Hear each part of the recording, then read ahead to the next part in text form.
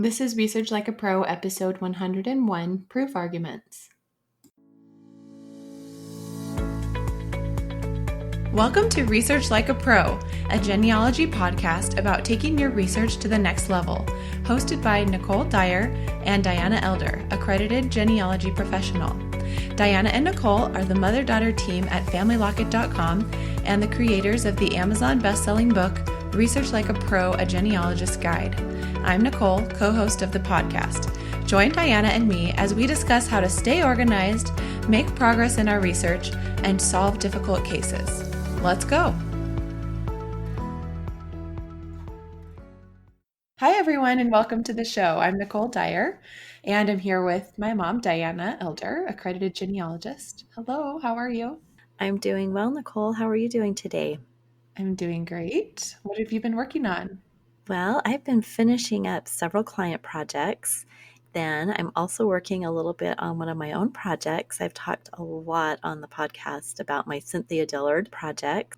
And I had a listener email me and let me know that she had the family Bible pages for George W. Dillard, and she sent those to me. And guess what? Cynthia is not listed in the family Bible. Instead, there's a Mariah who married a James listed in the family Bible, and she would be in the spot where I thought Cynthia was all along. So I think my theory has just been disproved. And so now I am going back over my past research reports and finding some other candidates to be Cynthia's father. Wow. So sometimes it sort of can be disappointing, but I'm so grateful because for the study group a couple years ago, I did a big project and identified all the possible Dillard men in Georgia at the time that Cynthia would have been born on the 1820 and 1830 census. And I was able to eliminate all of them except for one woman named Susan Dillard, who had a female in her household in 1830 that could be Cynthia. So I'm so glad I did that previous research because now I can go back and say, okay, if George is not her father, then it's one of these other possibilities. So if we are keeping good notes, that was so easy just to go back and remember everything I had done was great. I think sometimes we have a theory and we just never get any information that really can help us come to a conclusion about the theory. So that's wonderful that you got some very conclusive evidence that this family didn't include Cynthia, and now you can move forward with a new candidate instead of never being able to really prove it, but never being able to eliminate it either. That is so true. Sometimes just eliminating a hypothesis is great because then you can move on. And I'm really thinking maybe Susan Dillard could be the sister-in-law of George.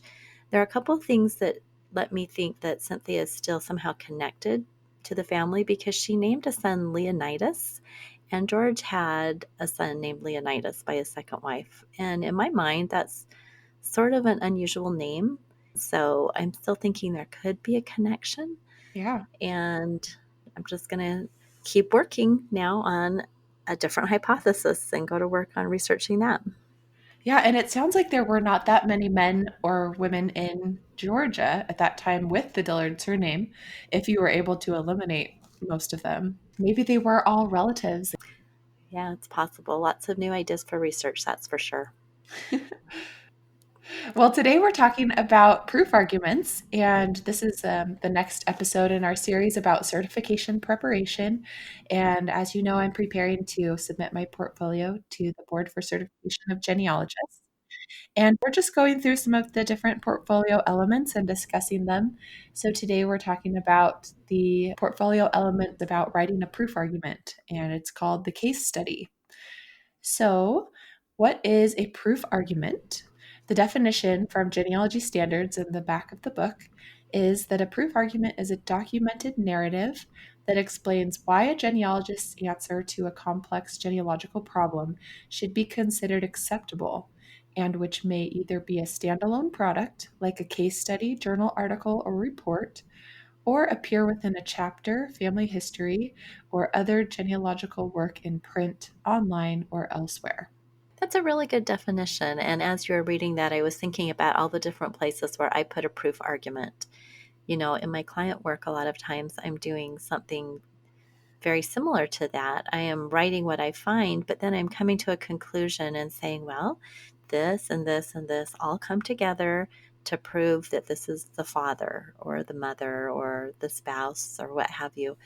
So I use proof arguments a lot in my client work, but then sometimes it's fun to write that up as just a standalone product, taking a bunch of research that you've done in the past and then just writing it all up. And I did that for Dad's family right after I became accredited.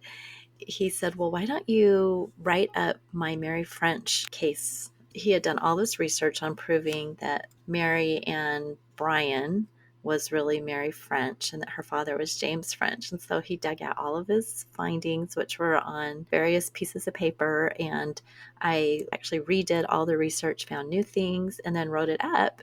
And it was really fun to see it all come together in a finished product. And we included that as our example for a proof argument in our book, Research Like a Pro, a Genealogist's Guide. So I'll probably be using this a little bit to illustrate today, and you can go read it and see what you think. See if I proved it well enough.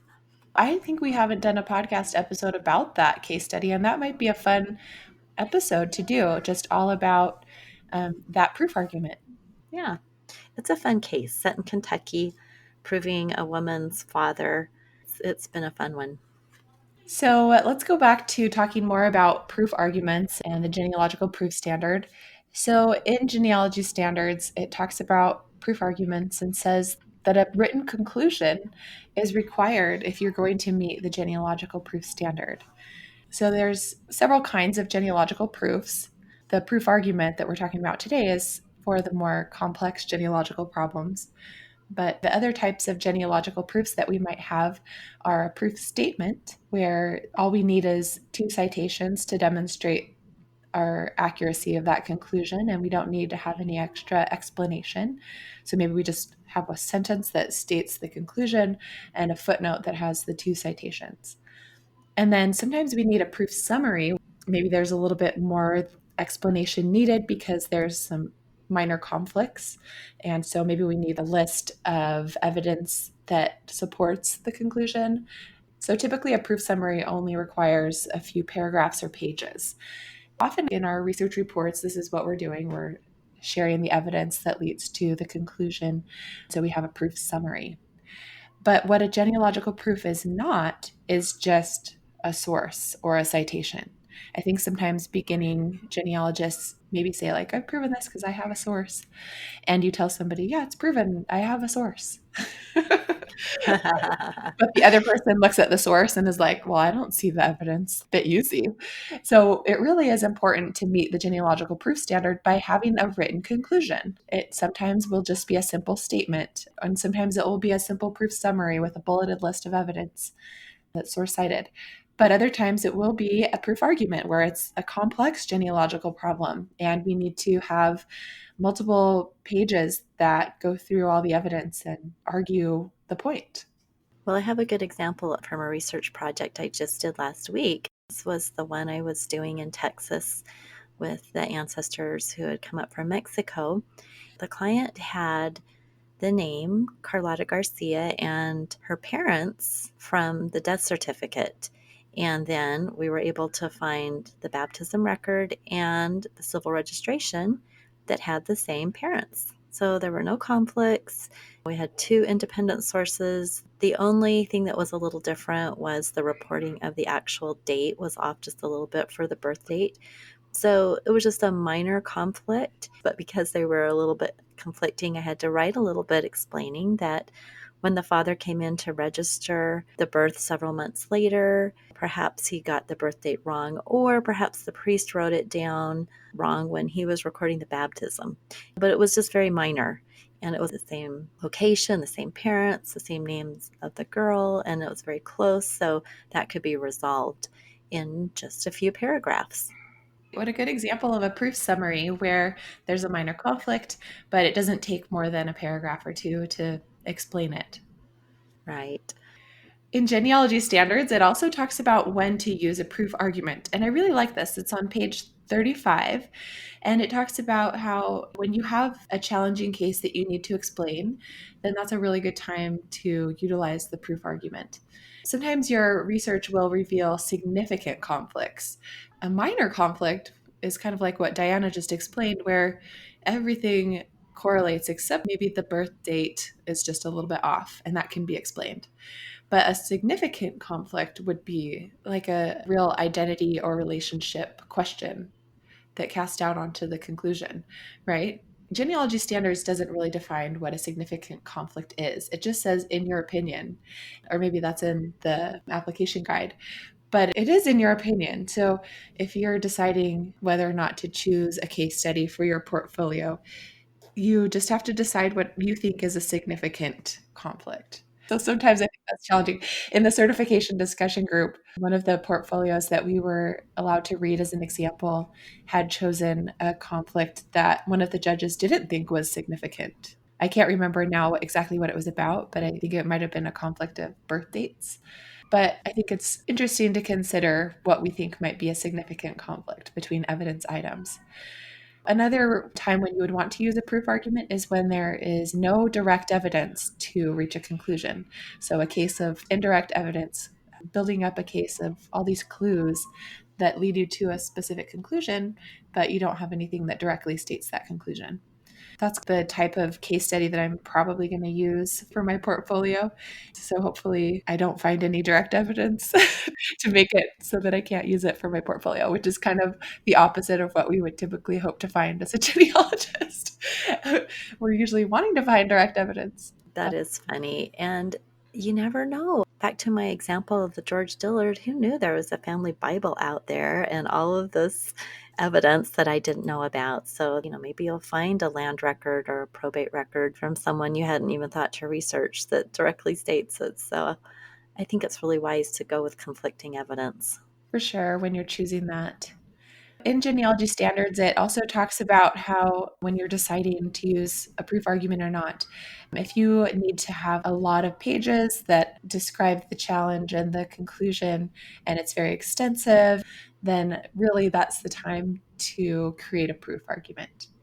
I just wanted to mention here that if you are wanting to learn more about creating a proof argument, you should get Tom Jones' book called Mastering Genealogical Proof. And I studied that in a study group, and it was a wonderful resource with questions that you can practice and answer, and then look up the answers in the back to see how your understanding compares with the answers. So that was a really useful tool to prepare for this aspect of certification. That's how I learned how to write my 4-generation report for accreditation, because I had to prove the links between generations, especially my 3rd generation. Proving the father of Thomas Beverly Royston to be John Carey Royston was an extensive proof argument. It took several pages. And I remember studying Mastering Genealogical Proof every night, just trying to learn how you put things into writing. Because in our brains, often we see all this evidence and we're just thinking, okay, I know this has to be the father, but it's another story altogether when you have to write that down and try to make sense of it on paper or on your computer, and then add your citations and organize it. I think that's one of the trickiest things, is organizing it in a way that somebody else can read it and understand it. Yes, putting it in a logical order and making it so that, like you said, other people can follow your train of thought and agree with your evidence. Well, let's talk about the certification requirements for the portfolio, this element, the case study. So within the application guide, it talks about how the case study can be from your own research. It can be your own family or a client's family. The only thing in the portfolio that has to be from somebody outside of your own family is the report. So really the purpose of this element is to demonstrate that you know how to use the genealogical proof standard, and to show that you can resolve a significant problem, in your opinion, of relationship or identity that cannot be resolved from uncontested direct evidence. There's that statement again that we can't resolve it from direct evidence. But if we have direct evidence that conflicts with other evidence, then we can still use it. So maybe that's what I'll find. Who knows? I really just need to get going on the research and start writing up reports, and then eventually I'll be able to decide if it's going to work. To me, it looks like a pretty good case of indirect evidence. So then there are different techniques that you can use according to the application guide for your case study. You can show that there's indirect or negative evidence, or both, or you can build a case study that resolves a conflict between two items of direct evidence. or you can resolve a conflict between direct and indirect or negative evidence. And then once you decide which technique your case study is using, you need to choose a title for your case study that describes the technique you're using. So maybe your title of the French case would be Indirect Evidence Finds a Father for Mary French, right? Yeah, that's so interesting that you have to really define what kind of evidence you're using. My title that I put in the book was Determining the Father of Marianne French Bryan Atwood, Proof Argument, a Case of Indirect Evidence. Well, there you go. So I defined it as indirect evidence without even having learned about certification proof arguments. I figured it out. You could become certified like that, no problem. And maybe I will down the road if I can have time to put together a portfolio. That's funny. Good job on that title. So, the thing about the case study is that you are not required to submit copies of any documents that show the evidence. You just need to have your complete citations. So, you don't have to include documents. There really isn't anything in the portfolio that requires you to submit the documents. The only thing is that in the report that you made for somebody else, if you gave them documents, then you would need to include that in your report. I think that's a point of difference from accreditation, like we talked about in our last episode where we talked about certification, because with your 4th-generation report, you did include documents. Yeah, we could include up to 40 documents, and they had to be the key documents. I think that is because as a reviewer, it just makes it easier for you when you're reviewing someone's project to just go look at the document and save some time. You know, you're reviewing 4 generations. It's a pretty hefty thing to do that for someone, and Yeah. it just makes it easier if you've got their documents right there and you don't have to go retrace their footsteps through their citations. So, who are the reviewers in the accreditation process? Do you have to do that? Yeah, I've reviewed a few. They will always choose a reviewer from the region. So I did the Gulf South region. Now, that region has been changed now to Southeast and South Central United States. So if you started it a while ago, you can still do that. So I may not have many more to work on unless they give me one of those other regions. I'm not sure how they're going to do that. But yeah, if you were to accredit and you were going to do England, your project would be reviewed by someone who had accredited in England because you want to have someone who's an expert in that region look at your work. Yes, I'm not super knowledgeable about how the judges are chosen for the reviewing of the certification portfolios. But with certification, it's not based on a region, it's just based on methodology. So I'm not sure that they try to match you up with somebody who's an expert in that region or not. That would be an interesting question to ask somebody who. Yep. Let's talk about the rubric, which is an excellent resource for anybody who wants to follow the genealogy standards. The Board for Certification has created these rubrics for evaluating applications for certification, and they were recently revised in 2019 to include the DNA standards. So each of the requirements in the portfolio have their own little set of standards or indicators in the rubric. So I went through the rubric indicators for the case study, and I thought I would just talk about each of them briefly. The first thing that they're looking for in the case study is the extent of research. If you meet the standards for this indicator, then your research will show that you have really broadened out your research to include other people, not just your subject, showing that you understand the fan club principle and that the extent of your research has been broad enough to include a lot of sources that are potentially relevant and relevant jurisdictions that maybe the person only lived in for a small part of their life, or maybe don't seem like they pertain to the research question, but that they might contain a source that could be helpful. So it's really showing that you were broad in gathering sources and you didn't just focus in on a small period of time and a small set of sources, but that you did reasonably exhaustive research. I love that term, reasonably exhaustive research. And I know that trips people up a lot, wondering, how reasonable, how exhaustive does that have to be? But I think we kind of know deep down when there's more that we could do. It's kind of like with this Dillard case. I just haven't felt like I've proved it, even though I've done a ton of research. And maybe that's because it's wrong. But still, you kind of realize when there are many more sources or there's more people in the fan club, more places that you could research. And we teach that in all of our study groups and everything, that these brick walls are brick walls for a reason, and we have got to broaden our research. Yes, I think so. One of the things that this indicator says, if you meet the standards, is that you have extended your research to sources that might challenge your other findings. And I think that's an interesting thing to consider, that we have to try as hard to disprove our conclusion as we do to prove it, or else we have confirmation bias, right?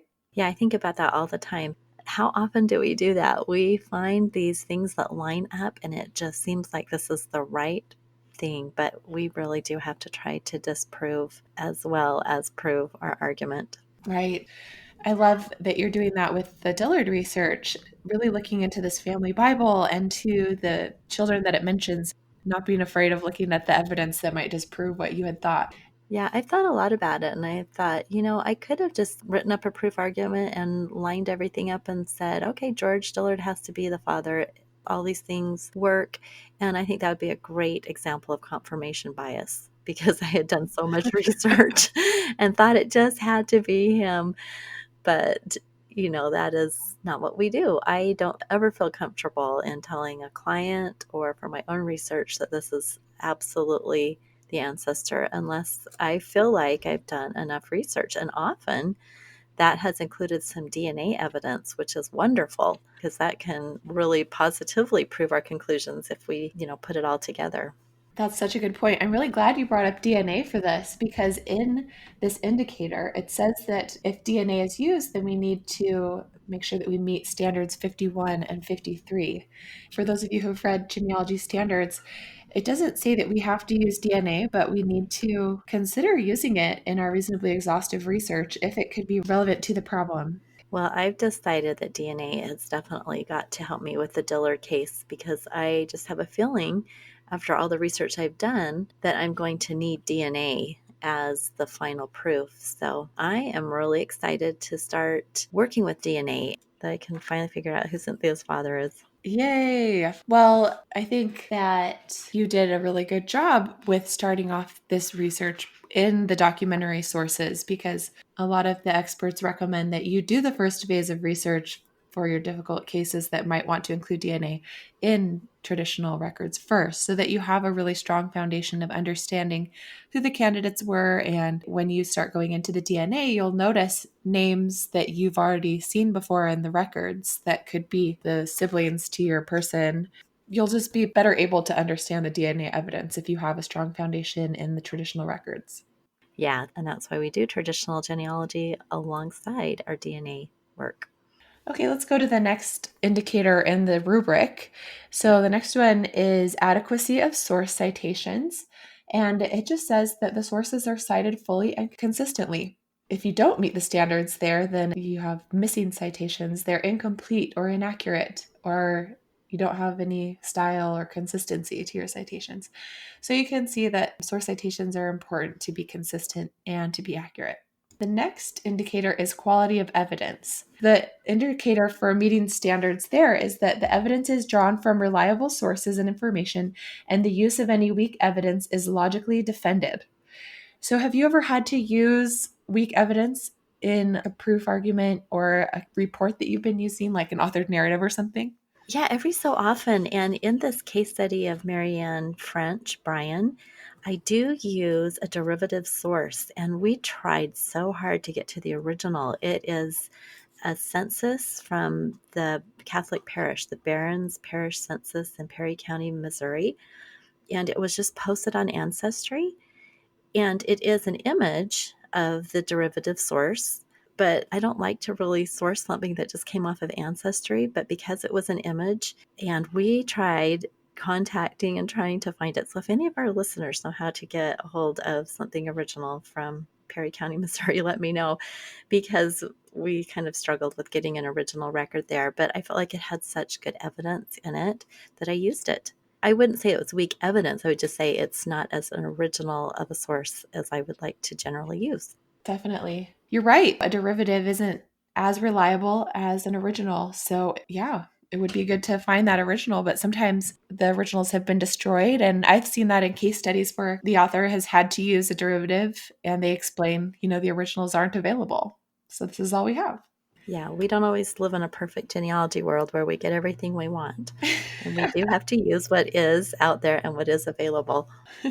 All right. The next one in the rubric is correlation and assembly of evidence. To meet the standards for this indicator, we need to make sure that we present the most significant connections and contradictions in the evidence, and that any conflicting evidence is presented fully and accurately. So we can't ignore any contradictions in the evidence. We have to really talk about them, and we need to compare and contrast and correlate. I think sometimes we just want to ignore that, when we've got two different birth dates. The Mexico, Texas project I just did, one of the ancestors, Onofre Garcia, 7 different birth dates ranging from 1841 to 1873. Oh my How is goodness. that for some contradicting information? I had to do a little table with that and do some explanation about why this one is an outlier. We can throw it out. This one wouldn't make sense because they wouldn't be married at the age 13.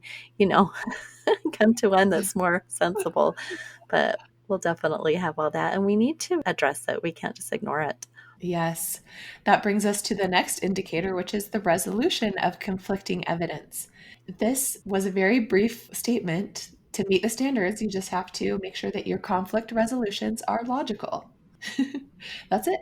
And to partially meet the standards, conflict resolutions are plausible but not fully clear or persuasive.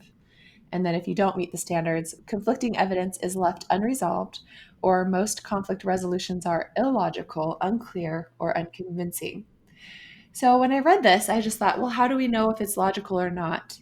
I have heard a few times some speakers talk about different resources for understanding logic and learning about that. So then I went and I searched through all my handouts in my Google Drive from genealogy classes, and I came across one from NGS 2019, and I really want to listen to this talk. I just listened to the beginning of it, but it's from Michael Haight, and it's called Proving Your Case Using the Rules of Logical Argument. And he had a really great syllabus that included a very long bibliography with a lot of articles online and a couple books that are all about logic and arguments. One of them is called Understanding Arguments: An Introduction to Informal Logic by Walter Sinnett Armstrong and Robert J. Fogelin. And I looked up the textbook on Amazon and it was like $35 or something. So I might have to get that book, although there were some really great free articles to read online as well. There's one at the Internet Encyclopedia of Philosophy that's all about deductive and inductive arguments. And it also talks about the validity of arguments and the soundness of arguments. And there are specific definitions that tell you if an argument is sound or if it's valid or not. This is something that I noticed that I really need to study a little bit more about before I embark on my writing of my proof argument, just so that I can understand the basic principles of logic. That is so fascinating. And we don't hear a lot about that in our genealogy work. I'm really fascinated to hear what you learn. I think that in the NGSQ, there was an entire article on logic, if I remember right. And I don't have the reference, but I remember reading it thinking, this is so interesting. And I don't think my brain works like that. I think I do it more creatively than mathematically. I think that the article in NGSQ was mathematical. A plus B equals C, and using some equations. So that's not really what I love to do. I did pass algebra with an A, but I think we tend to just do it naturally, like you did with the Mary French and the syllogisms that you use there. If the sister's father is James, then Mary's father is James. yeah. But it is helpful to understand why an argument might be unsound or illogical, and that it's not just a subjective term, that there are objective definitions out there that tell us if something is logical, if something is sound, if something is valid. And I think understanding those will be super helpful in writing a proof argument. So that takes me to the next indicator, which is soundness of conclusions. And the way that you meet the standards for this is that the final conclusion and intermediate conclusions are consistent with reliable and sufficient evidence. So that just is showing that everything is sound, that your argument all leads to the conclusion that you're trying to state. Well, and I think it's important to come to a conclusion. You can't just present two different things and say, well, It could be this set of parents, or it could be this set of parents. You do that in research reports, but if you're doing a proof argument, you have to come to a conclusion about why one set is better than another set and explain your reasoning.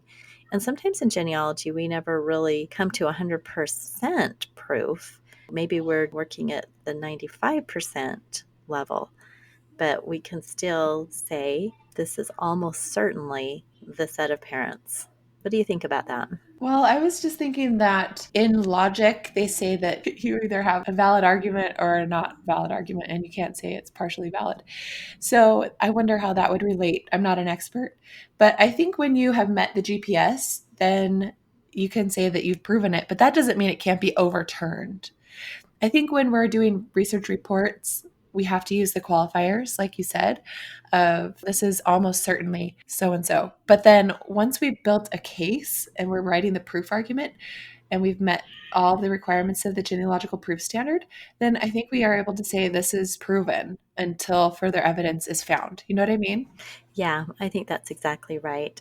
And I do use the qualifiers in my reports, but I'm just looking at my conclusion for the Mary French case, and I definitely say it. I say correlation and analysis of the records prove that Mary, wife of Ignatius Bryan of Hardin County, Kentucky, was the daughter of James French, also of Hardin County. So I don't say almost certainly, I just say it proves that she was. Yeah, and you did reasonably exhaustive research there. I mean, you looked at all these different land records and probate, and you found lots of indirect evidence that led you to that conclusion. And that one census that was a derivative record, that wasn't your only piece of evidence that you had. You had built a whole case, and you probably still could have, I think, made your case without that census that showed that indirect evidence that she was the sister of a woman who said her father was James French, because you had all this other evidence of them interacting in probate and wills and things as well. Right.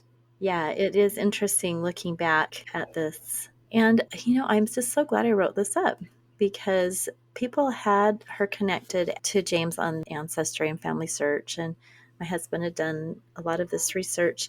But until it's written up as a proof argument, you look at those connections. I know I do. And you think, well, how do you know that? Where's your proof? So the more we can actually write up these conclusions and put them out there as a source to our ancestor, our report, our proof argument, just think how much better that would be for the genealogy community to be able to actually read your proof and not just have to take your word for it. Yes, I think everybody appreciates a written conclusion. So that takes me to the next indicator, which is clarity of writing. If you meet the standards for this, the writing throughout the project is clear, organized, and largely free from grammar, spelling, punctuation, and typographical errors. So, clear writing is an important thing to be able to do, and sometimes that takes a lot of practice. And I really appreciate in Mastering Genealogical Proof that Tom Jones dedicates a whole page to a list of tips for having clear writing, just a kind of checklist to see, am I doing these things? It's really helpful. And it just takes practice. It really does. And you have to start somewhere. One of the best things you can do in writing is to share it with someone and let them read it.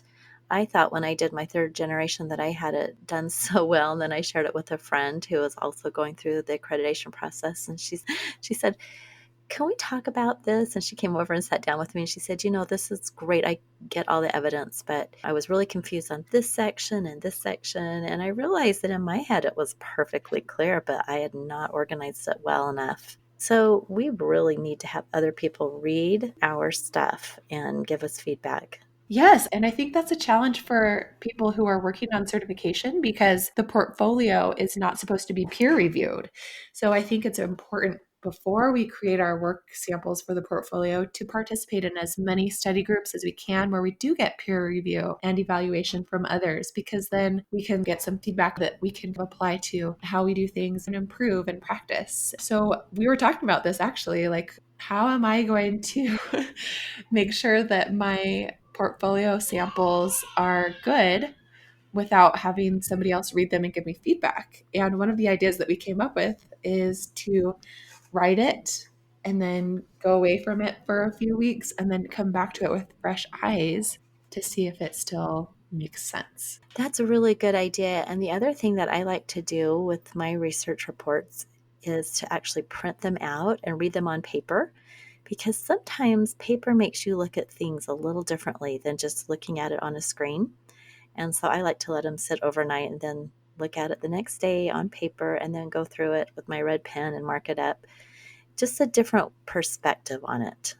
Yeah, that's really smart. And I'm just going to have to do that because I can't have you proofread my samples. You're on your own. I can do it. I've had a lot of peer feedback in the past from the study group and from ProGen right now. It's been really great. I'm very much enjoying it. So, the last indicator in the rubric for the case study is respect for privacy. And if you're using DNA test takers, then you need to have written permission from all the living test takers that are referenced in the case study. And I'm planning to use DNA, so this is something I'm probably going to want to work on from the very start as I am corresponding with these people, just asking them for permission to use their information. That's a great idea. In fact, I think that's probably something we should build into our DNA research, is always asking that permission, because sometimes you connect with them and communicate with them and then they don't Yeah. answer your emails anymore or whatever. So it's nice to get that right at the beginning. Yeah, it's kind of tricky though, because when we first get started with contacting them, we don't really know if we're going to be able to prove what we're trying to prove. But we can at least tell them, like, I'm seeking to find the parents and prove them. And if I am able to do that, can I use your name in my proof argument that I would like to publish? Because that is the point of doing our genealogy research. We want to be able to prove things. And if we're going to use DNA, we are going to have sufficient verifiable data. We use these people's names, and other people can know who they are and be able to contact them as well. So it's a new thing to think about when we're incorporating DNA evidence. Right. Well, we have already talked a little bit about how to choose your case study. So now that we're done with the rubric, I'll just say this again, that in the certification discussion group, we were advised to choose a case study with conflicting evidence because that's typically a little bit easier. And if you choose a case with indirect evidence and then you find direct evidence that solves your case, then you might have to start over with a different case. That did happen to our friend, and she's actually thinking of doing accreditation now. Our last topic today is how to organize your proof argument. And in Mastering Genealogical Proof, Tom Jones gives us 4 different ways that we can organize the body of our argument. And the first is to have a single hypothesis where we state our conclusion and then we just go through all the supporting evidence.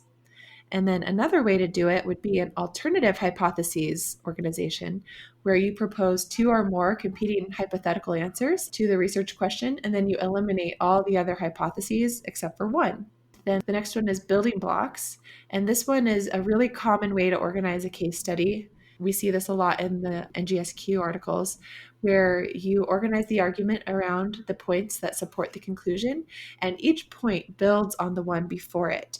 So you start with the evidence that provides a foundation for later evidence, and it builds on it until you reach the conclusion.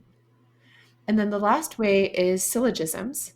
Syllogisms are if then statements where you have a proposition, and if that proposition is true, then the other thing is true, which is the premise. What kind of organization strategies have you used? I'm just thinking of my Mary French proof argument, and it definitely was a single hypothesis that her father was James French. And I state that right up front at the very beginning and restated at the conclusion. And all the way through, I use building blocks to build my case.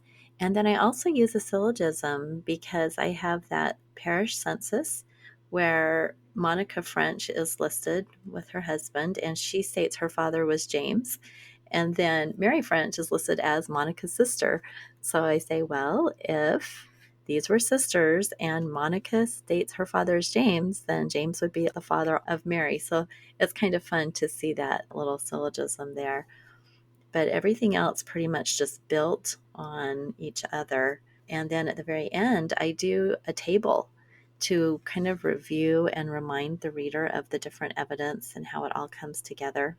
But in a client project that we just finished up this week set in England, we had alternate hypotheses where there were 2 sets of parents that could be possible, and both had to be explored, and one eliminated and one becoming the main set of parents. So that was an interesting case too. That's interesting that you have combined several of these. Tom Jones does that as well. In his book, he says that, like many complex proof arguments, his example article uses all four approaches. The overall structure of his example is a single hypothesis, but then one of the sections of the article has three alternative hypotheses that he considers, and then he eliminates two of them. And then he also uses building blocks throughout with all of these various supporting conclusions. And then several of the various sections of his article have some syllogisms in them. If this person lived in a certain place, then he was related to this person. So he uses all four, which I think is really interesting. We don't have to just use one, but we can. Another thing that I noticed that he says in Mastering Genealogical Proof is that when we use syllogisms, a lot of the times we're using some negative evidence. Like if no person by this name paid taxes in this certain year and they sold land in the year after that, then they moved or they died. So I think a lot of the time when we use negative evidence, we are using syllogisms. Oh, that's an interesting point. I do like to use that type of evidence, especially in my Southern research when we're relying on things like tax lists and census records to prove when someone died because they don't show up again. Very interesting. Well, this has been so fun to talk all about proof arguments and the certification requirements. And I really like contrasting what you're doing with certification with what I did with accreditation. I just think it's so interesting. Well, how can our listeners learn more about case studies or proof arguments? Well, as you know, we are in an NGSQ study group together, which I would recommend that everyone considering writing a case study or a proof argument also do. It's really good to read other people's case studies, and it gives you so many ideas for how to do it, especially if you can read some that are within the same area or region that you are researching, because it helps you to see which sources were consulted and different types of evidence and different strategies that were utilized. But just overall, to see how they're created, how they're organized, and to just kind of analyze them after you read them with a group is so helpful. When I first started reading the NGSQ, I struggled with reading it and understanding it. But after learning a lot of the principles in Mastering Genealogical Proof, then it starts to really make sense as you read the case studies. So I'd recommend first reading Mastering Genealogical Proof and then start analyzing various case studies in the NGSQ and other journals and asking the questions from Mastering Genealogical Proof about those case studies. What was the research question and how did they organize the proof argument? Did they use consistent citations? Did they have sound logic and conclusions and that kind of thing? And just trying to understand and evaluate them. That has been really helpful for me, and I think it's a good practice. Yeah, I think that we always have to continue learning as genealogists. Perhaps you've been researching for years and years and years and you have all these great conclusions, but they're just living in your head and in your genealogy software. Really consider starting to write up some of these conclusions. And it doesn't have to be fancy or formal. Just get started writing, trying to put into words what you think is real. And I guarantee as you do that, it'll help you with your research. Well, I think next episode, Nicole, we'll have to do a case study and talk through the entire Mary French case so that our listeners can kind of get a feel for all the different things that came together to prove her father. What do you think about that? I think that would be great. That sounds like fun. All right. Well, I think that it's time for us to wrap up this episode, and we just really hope that everybody listening is learning about proving your conclusions and proof arguments. It's such a fun thing to be able to prove something that you've discovered. It really is, and it's important. All right, everyone, have a great week, and we will talk to you again next week. Bye-bye. Bye-bye. Thank you for listening. We hope that something you heard today will help you make progress in your research. If you want to learn more, purchase our book, Research Like a Pro, A Genealogist Guide, on Amazon.com and other booksellers. You can also register for our Research Like a Pro online course or join our next study group. Learn more at FamilyLocket.com. To share your progress and ask questions, join our private Facebook group by sending us your book receipt or joining our eCourse or study group. If you like what you heard and would like to support this podcast, please subscribe, rate, and review. We hope you'll start now to research like a pro.